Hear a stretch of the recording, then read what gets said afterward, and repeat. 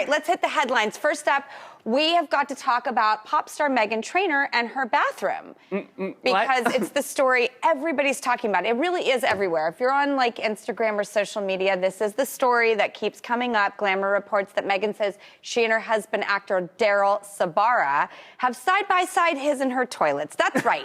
She says they number one together all the time, but as far as number two, they've only tried that once. Oh, God.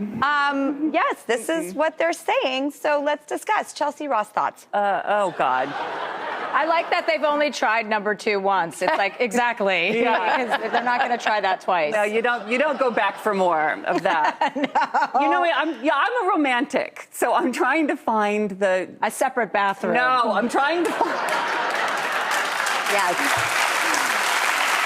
I'm thinking, is there something sweet about this? You know, I mean, you're sitting there or standing there and you turn to your partner and you say, you know, you're my number one. Is there something sweet about it?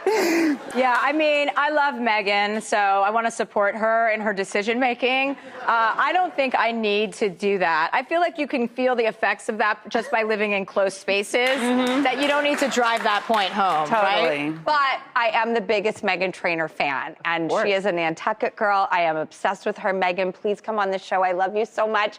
I am cheering you on always. I am. Yeah. Okay, Ross, Except for this whole two-toilet thing. Girl, no.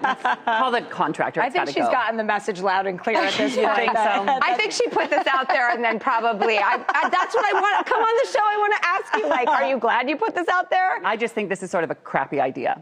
All right. Next up, no.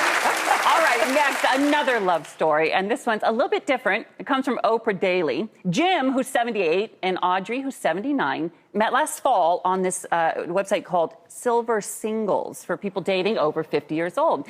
Jim was new to it, and his wife had passed into it in 2017, and Audrey, she'd been on it for years with no luck. Well, guess what? They were a match, 94% match. So they spent the first 10 nights just gabbing on FaceTime. I guess they asked their grandkids how to FaceTime. And then they moved on to COVID-safe dating. And 3 months later, they moved in. And 5 months later, Jim proposed with his mom's 1939 Art Deco ring. And last month, lovebirds, they were married in front of friends and family. And for their honeymoon, they say they're going to stay in and watch their favorite detective shows. Oh, God. Can I marry you? I have to tell you, my grandma, after my grandpa passed away, her boyfriend from elementary school at 91 tracked her down. And until Harv passed away, they were sort of courting. And they found, like, romance again at 91. And I remember thinking, God, you know, if I ever find myself old and single, you know I'm going to leave a little tray next to that side of the bed for somebody's dentures, just in case. Because you got to keep the love alive. The hope for love alive, don't you think? Well, I mean, I would suggest, I guess the next question for these two is what their toilet situation is, you know what I mean? And see what's keeping their love alive. I love when elderly people find love, you know? What an inspiration for everybody. It's so sweet. And singles, what's it called? Silver City Singles? Silver Singles, thanks so much. Silver Singles. By the way, Great. it should be called Silver City Singles. I take umbrage with 50 as a silver single? Yeah, that part. Well, we take umbrage with it because we're about to round the corner of that number. Exactly. When we were young, it's like 50 is so old. Now we're like 50 is the new 20. What about you, Chelsea? Would you ever consider marrying? Well, you know, I take a lot of pride in remaining not married.